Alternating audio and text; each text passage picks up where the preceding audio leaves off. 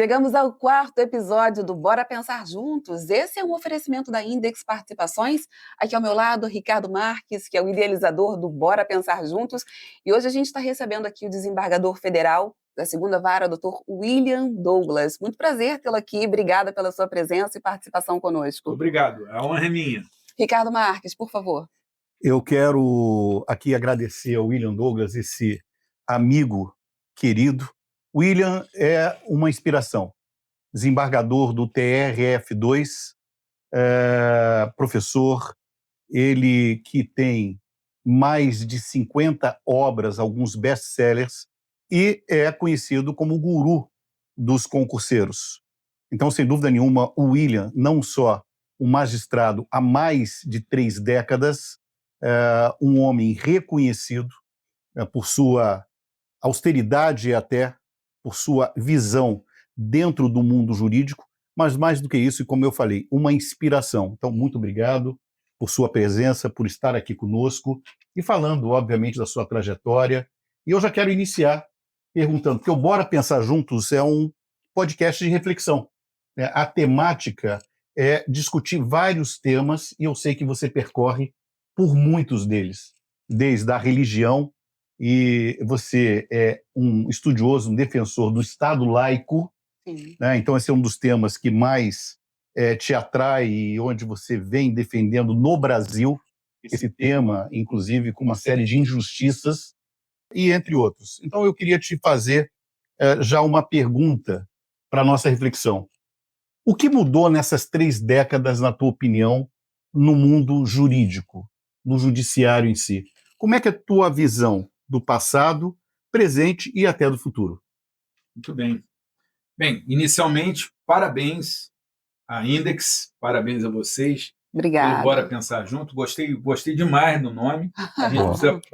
Porque a gente precisa pensar, é importante, mas também pensar junto.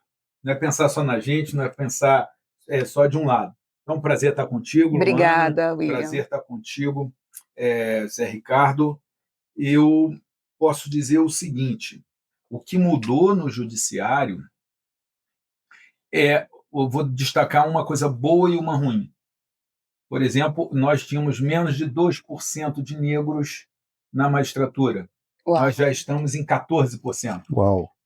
Então, tem havido um esforço, a questão das cotas, as cotas contribuem com isso, mas não só isso, um esforço.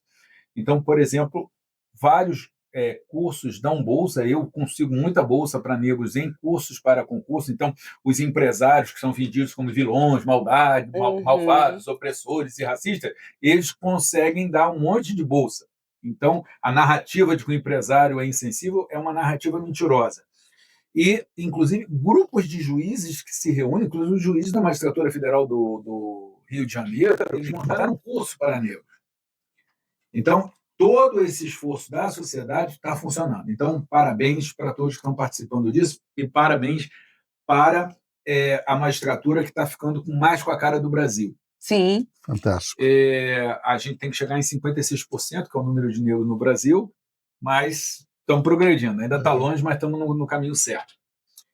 Esse é o lado bom. O lado ruim, acho que a gente perdeu muito do respeito às instituições, o respeito aos magistrados, o respeito aos advogados, a esse clima de polarização, essa ideia de você atacar uma decisão judicial atacando o magistrado e não os fundamentos usados pelo magistrado, e não as provas, eu acho que é muito ruim.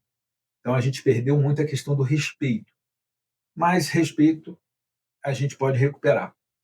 Acho que a sociedade tem que trabalhar isso, a mídia tem que trabalhar isso, os advogados têm que trabalhar isso e a magistratura tem que trabalhar isso. Como que a gente consegue recuperar o respeito, o merecer o respeito que antes se tinha e que se perdeu?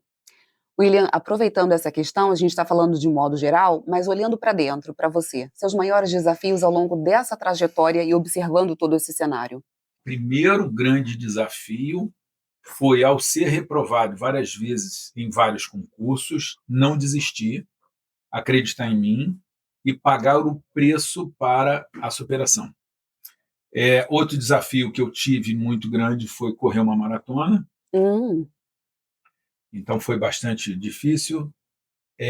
existe um desafio que tinha muito a ver com a magistratura, que foi quando eu virei titular, receber uma vara com funcionários desmotivados, com falta de equipamento, com uma quantidade bizarramente alta de processos, e não tinha uma equipe, era um competindo contra o outro, era muita gente que não queria se esforçar, e uma insatisfação das partes. Então foi bastante desafiador, mas usando duas ideias a gente conseguiu virar, e a Quarta Vara Federal de Niterói se tornou uma referência com vários prêmios por produtividade e qualidade.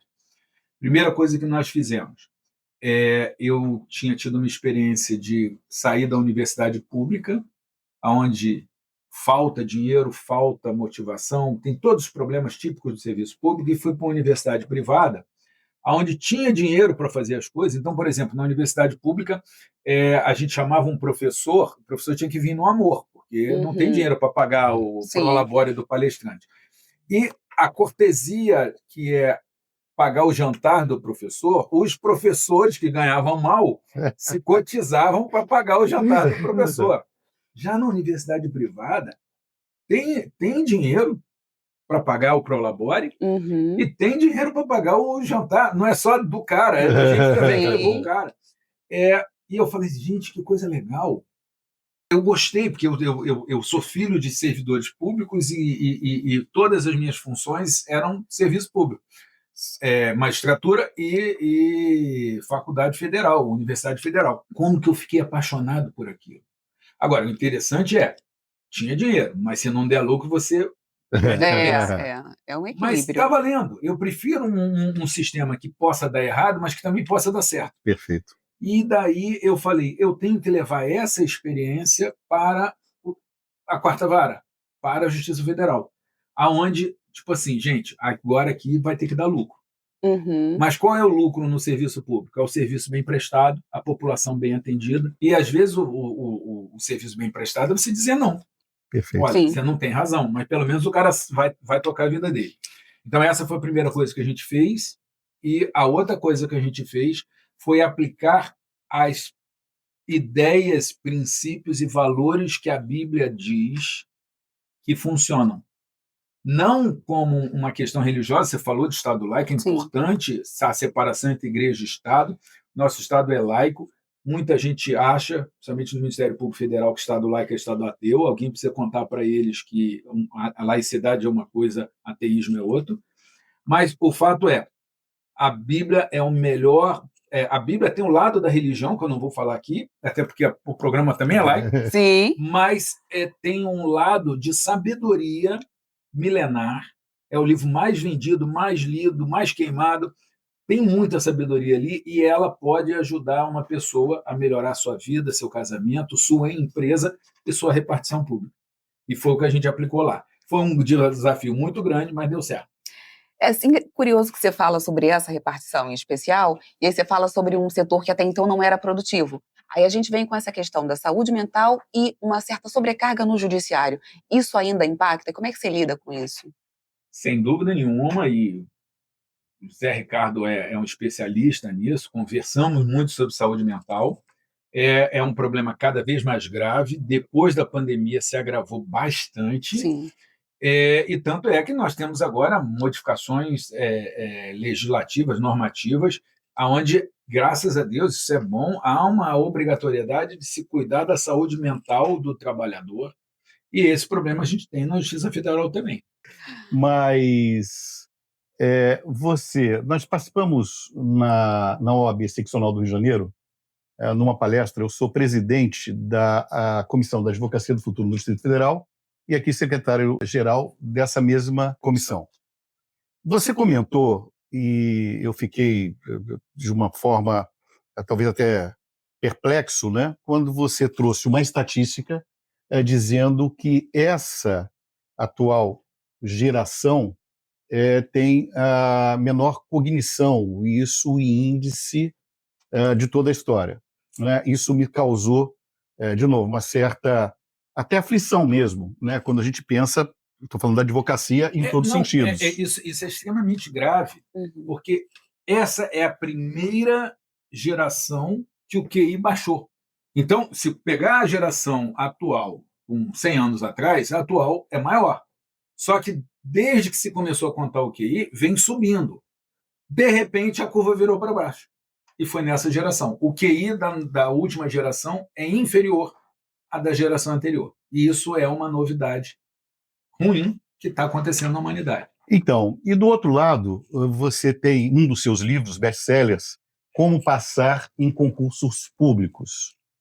É um best-seller e você se torna o guru dos concurseiros no Brasil, né, com palestras, com exposições, com aulas. O concurso público ainda, ser servidor público ainda é um bom negócio? Sem dúvida nenhuma, ser servidor público, fazer concurso público e ser servidor público é uma excelente opção de carreira, porque ele tem estabilidade maior do que na iniciativa privada, não é absoluta, mas é bem maior. Uhum. Ele tem uma remuneração que, na maior parte das vezes, é parecida ou às vezes melhor, mas que é mais certa também. Por exemplo, na pandemia, a empresa quebrou, acabou a remuneração. O serviço público não quebra. Sim. E tem uma outra coisa que pouco se destaca, que é a questão da qualidade de vida. A pressão é menor. Infelizmente, às vezes, a pressão é menor do que devia, porque o serviço público tem que produzir resultado. Mas que a pressão é menor, então isso acaba permitindo uma qualidade de vida maior. E tem uma quarta característica, que é a possibilidade de servir ao próximo e de ajudar o país a se tornar um lugar melhor. Então, eu sou cristão e, como cristão, eu tenho o dever de ajudar o próximo. Quando eu, como magistrado, trabalho bem, atendo bem, sou produtivo, eu estou cumprindo os meus deveres seculares e laicos de magistrado. Sim. Eu estou levando dinheiro para minha casa para pagar o leite das crianças, mas eu também estou sendo um bom cristão, porque eu estou ajudando o próximo. Então, olha que fantástico, Luana. Eu ganho do governo para ser um bom cristão. É uma Isso no Estado laico. Então, sem dúvida, ser servidor público é muito bom. Agora, qual é o problema? Nem todo mundo nasceu para ser servidor público. O Brasil precisa de engenheiro. Tem um engenheiro que é servidor público? Tem, mas tem um monte de engenheiro na iniciativa privada. O Brasil precisa de empresários, de pessoas que tenham ideias, que girem a economia. Então, o importante para você que está nos assistindo serviço público é uma boa opção, mas não é a única opção, não é a panaceia de todos os males. A pessoa precisa analisar, e existem profissionais que ajudam nisso, e tem a pesquisa, e tem a leitura, porque uma das grandes opções é o serviço público, mas a gente tem outra grande opção, que é o empreendedorismo, é montar a empresa, ou às vezes trabalhar na empresa de alguém e ajudar um empreendedor a crescer. Então, é uma boa opção, mas não é a única. Eu gosto muito de ouvir sobre essa evolução toda, e aí, certo momento, a gente só faz tudo porque a gente tem o dom da vida, a gente tem saúde, mas quando, em certo momento, a saúde nos falta, a gente começa a olhar para trás e a gente vai dando valor às mínimas coisas que talvez antes a gente até então não dava. Eu tive essa percepção através do seu olhar em A Enfermaria, que eu tive o privilégio de ler, o Ricardo me presenteou com uma edição, e você fala dos momentos em que você estava numa vivência em família, e aí você bate de frente com um problema de saúde. Traz um pouco disso pra gente, como é que foi esse seu período lá, onde os dias eram incertos, as horas eram longas, onde você pôde voltar a ser criança e observar enquanto a sua noite era boa, era porque alguém estava trabalhando demais para que aquilo acontecesse. Que eu legal, lembro, que legal eu lembro que você muito. marcou um momento marcante do acontecimento, e do livro é exatamente esse. Bem, para você que está aí, que ainda não sabe, né, o José Ricardo já leu, já sabe, a Luana já sabe, eu já sei, eu estava lá. Mas eu, no meados do ano passado, eu tive o privilégio de um momento muito especial da minha carreira, que foi a minha primeira palestra na Universidade de Coimbra. Eu já tinha feito várias palestras no exterior, mas essa foi especial porque todo jurista brasileiro tem um carinho muito grande pela Faculdade de Direito da Universidade de Coimbra. E foi minha primeira palestra lá, e a comemoração envolveu eu passar um mês com a minha família, depois da palestra, passeando ali pela Europa, e a fase final era a Itália, a gente chegou a passar por França e tal, fase final Itália, a gente ficou uns 3 ou 4 dias em Veneza, Uhum. saindo de Veneza para Florença, para fazer ali Toscana, eu comecei a sentir dor, dor, dor. Para resumir, eu levei 12 horas sentindo muita dor até conseguir chegar no hospital. Cheguei no hospital, o médico falou apendicite aguda, tem que operar agora. E eu falei, não, quero ir para o Brasil, não quero operar aqui, porque é um país diferente, Sim. não fala italiano. Mas o médico falou, não tem jeito, é isso ou morrer. Eu gostei do argumento dele. Foi Ou forte. seja, não tem escolha. E o resultado disso é que eu fui operado de emergência. Só que no Brasil, por conta de eu ter feito concurso e ter melhorado de vida, eu já tenho um plano de saúde que me dá um quarto particular, com banheiro particular, com a família o tempo todo junto e com ar-condicionado. Uhum. Lá não foi assim. Lá eu fiquei numa enfermaria, no quarto coletivo, banheiro coletivo, sem ar-condicionado, sem banho, 7 dias, Olha, porque eles não acham assim um negócio tão importante. levar essas bio para a Itália, É claro, então. eu já estou pensando nisso. E então foi uma experiência bastante interessante, porque de repente, e uma das coisas que eu falo é, no Brasil eu resolvo quase tudo, todos os problemas com uma ligação ou com uma liminar, eu resolvo muita coisa. Sim. Meu irmão, não tem liminar que resolve você ser internado. Não, vou dar uma liminar aqui para sair da internação, para não operar. Não tem isso. E não tem, aí não adianta, porque você está longe do teu espaço de conforto Sim. e você fica extremamente dependente. Agora, para você que está aí, eu me lembro que uma coisa bem marcante foi que eu estava tomando antibiótico e isso me deu diarreia. E para ir para o banheiro, que era do outro lado do corredor e longe, tinha que chamar demorava, né? Não tinha que chamar a enfermeira, mas demorava, porque você tinha Uhum. acesso, Sim. soro. E aí eu fiquei enrolando, e a diarreia foi mais rápida do que o meu preparo. Eu sujei a Uhum. cama. Gente, um cara de mais de 50 anos, cara, você literalmente fazer cocô nas calças. Gente, que vergonha, que vergonha, que vergonha. E aí eu tive que chamar a enfermeira e, muito envergonhada, ela chegou, ela viu a minha cara, Uhum. me limpou, trocou lá a roupa de cama. Eu muito encabulado e ela me tranquilizando. Aí ela me botou uma fralda. Eu estava mais de 50 anos sem usar fralda.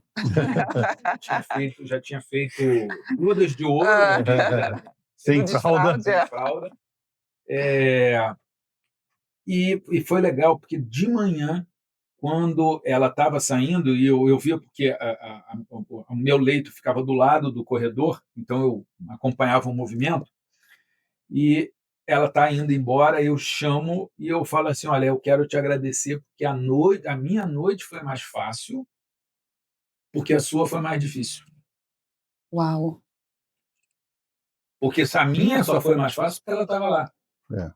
E o mais legal é que, quando eu disse isso, ela foi fazer, tipo assim, relaxa, esse é meu trabalho. Ela não se dá, tipo assim, eu sou uma heroína, eu sou uma gente boa, eu sou uma grande enfermeira. Não, fica tranquilo, isso aí é meu dia a dia.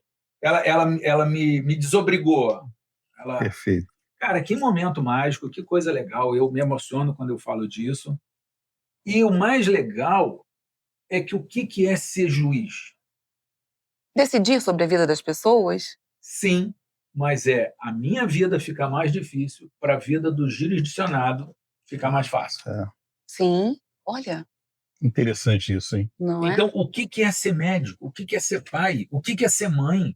O que é ser professor?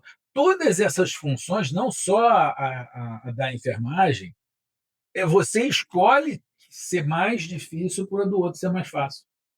E se um servidor público é vagabundo, é preguiçoso, ele não quer dificuldade. E você fazer o serviço público funcionar exige o cara se esforçar. Então vai ter que ser mais difícil. Mas é isso que torna ele honrado, é isso que faz ele fazer diferença, ele poder ir para casa e dormir o sono do justo, dizendo assim, não, foi mais difícil para mim, mas eu não estou ali para ser fácil para mim, eu estou ali para ser mais fácil para os outros. Sim. Então, é uma das lições do livro na enfermaria. Trouxe mais um aqui para você. Obrigada. Aqui, agora você já tem dois. Obrigada. Aqui os bastidores, disputa pelo livro. Esse livro aqui. Obrigada, William. Não estou tomando, não. Vou te devolver. Ele tem um prefácio do cardeal arcebispo do Rio de Janeiro, Dom Arani Tempesta. O outro prefácio é do ministro André Mendonça, do Supremo Tribunal Federal.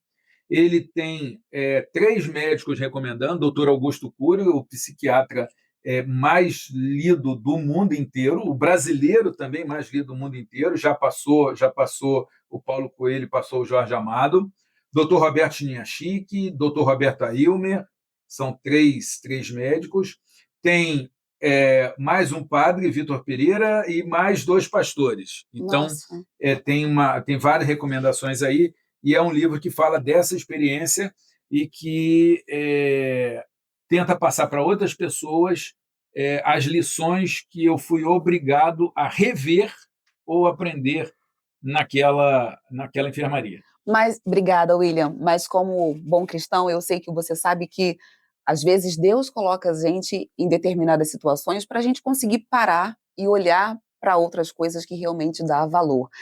E mais uma prova de que milagres existem, né? E eles estão aí para serem cumpridos na vida daqueles que têm fé. Apesar de toda a equipe técnica que estava ali te dando todo o amparo e tal, eu tenho certeza que esse quesito de 2 palavrinhas, de 2 letrinhas não faltou ali em você, essa questão da fé e como ela pode ser positiva na recuperação das pessoas que estão nesse momento aqui de vulnerabilidade, que é a enfermaria, onde o Ricardo conhece muito bem, porque ele tem uma missão com a SASBio, que é um cuidado muito humanizado, que foi certamente o cuidado, o olhar que essa profissional lá da enfermaria teve com você. Então, desculpe, teve um dado interessante, que aonde está Deus quando as coisas dão errado? Porque eu estava com uma viagem maravilhosa, eu ainda tinha colocado os hotéis mais caros na última semana para fechar o grande finale, e foi justamente essa que eu não fui.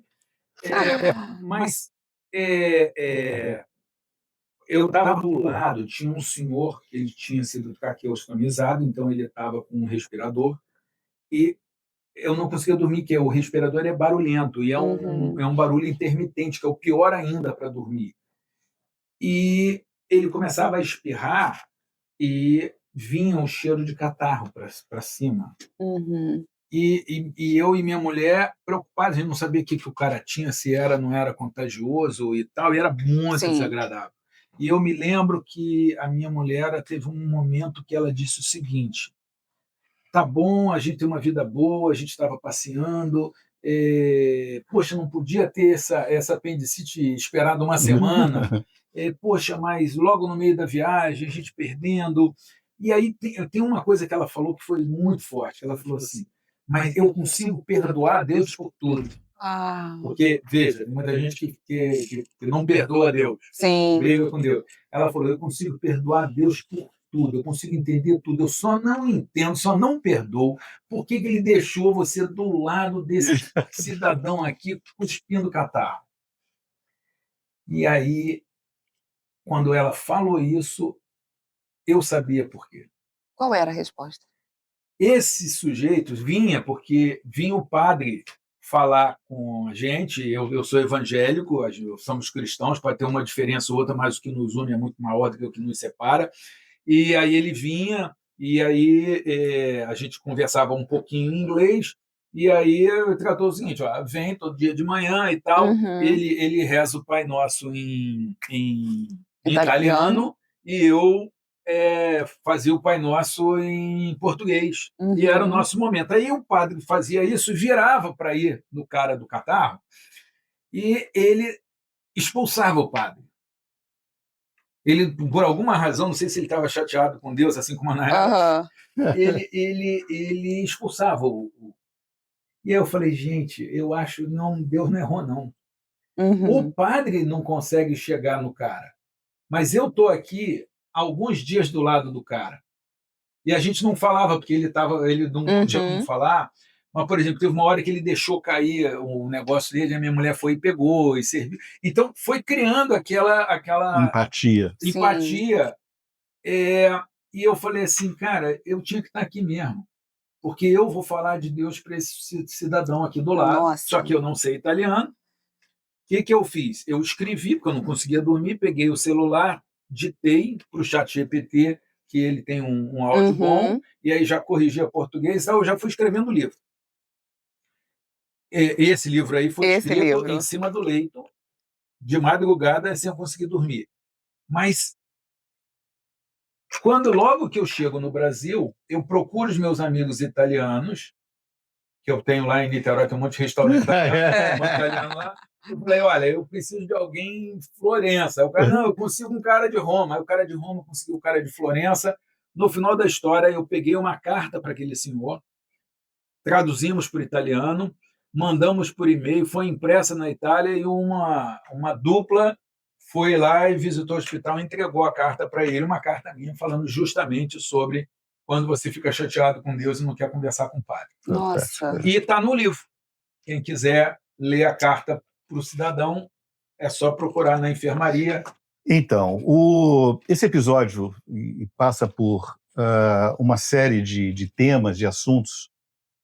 O William, então, também tem uma palestra, uma apresentação, falando, né, desse episódio, um testemunho e uma reflexão, onde nós juntamos, ou seja, faz parte até do trecho do livro A Alta é Tudo, que é exatamente o dia em que ele tem alta da enfermaria, passando pelos problemas, e a Luana lembrou muito bem, sobre a questão de infecção dentro dos hospitais, da limpeza, do tratamento, do apoio, obviamente da dignidade e as dificuldades que se tem, mas com um corpo técnico que está ali para salvar a vida das pessoas. Então, a Alta é Tudo é uma palestra, uma apresentação, onde a gente vai falar sobre saúde mental, a saúde mental dentro das unidades de enfermarias e esse testemunho tão valioso.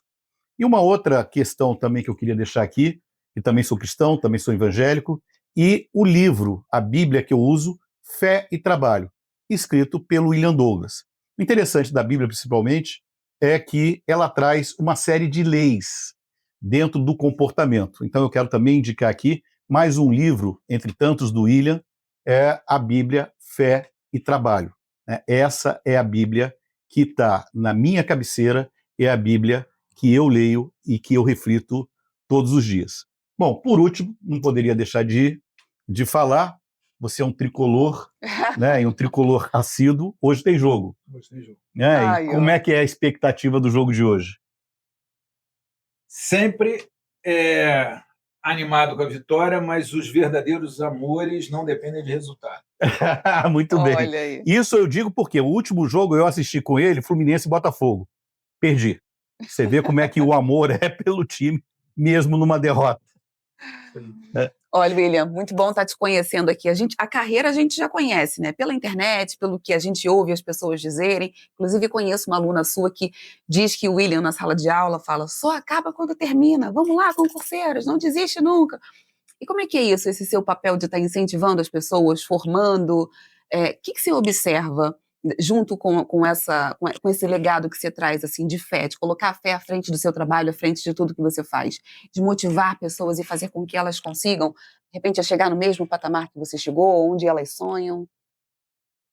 Bem, primeiro agradecer a menção aí à Bíblia de Estudo, Fé e Trabalho, é uma Bíblia com 1.900 páginas, 1.200 é a Bíblia, é o livro, e tem 700 páginas de comentário focado só em vida profissional, então quem tiver interesse depois pode procurar também. Sim, Se procurar Livraria Concursar, livraria ou concursar. Livraria Concursar, ou Livraria Concursar no Instagram, ou livrariaconcursar.com.br, a pessoa consegue tanto um quanto o outro, quanto os livros, né, o Como Passar em Concurso, 25 Leis Bíblicas do Sucesso.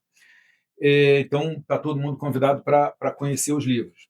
Bem, eu gosto muito de educação, de trabalhar, de ensinar, de dizer que vale a pena fazer o esforço.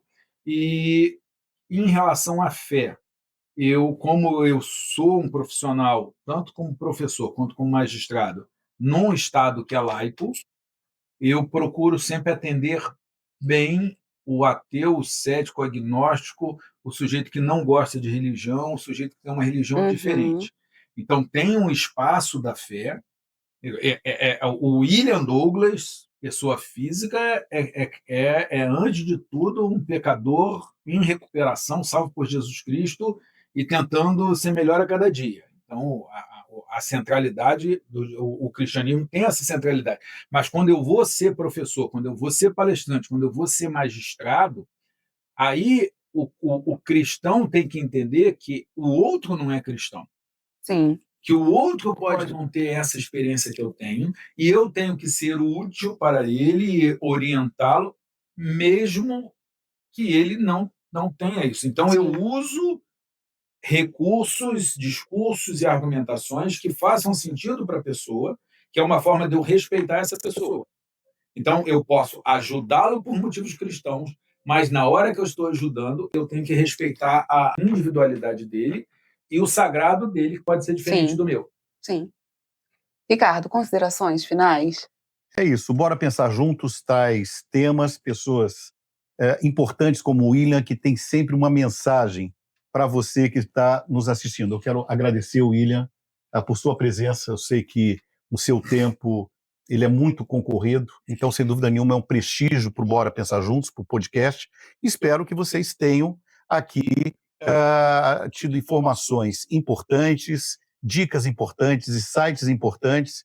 E o último fica na enfermaria, que sem dúvida nenhuma traz um testemunho muito, muito, muito importante para os nossos ouvintes, para os nossos internautas. Muito obrigado. William, agradeço em igual tamanho, faço do Ricardo, as palavras do Ricardo as minhas também, é um prestígio muito grande ter você aqui com o time da Conecta, com a Index Participações, que faz o oferecimento desse podcast, e obrigada mais uma vez pela sua presença, foi um prazer muito grande trocar com vocês dois aqui. Legal, recíproco. O nosso 4º episódio vai ficando por aqui, mas logo, logo tem mais. Tchau, tchau!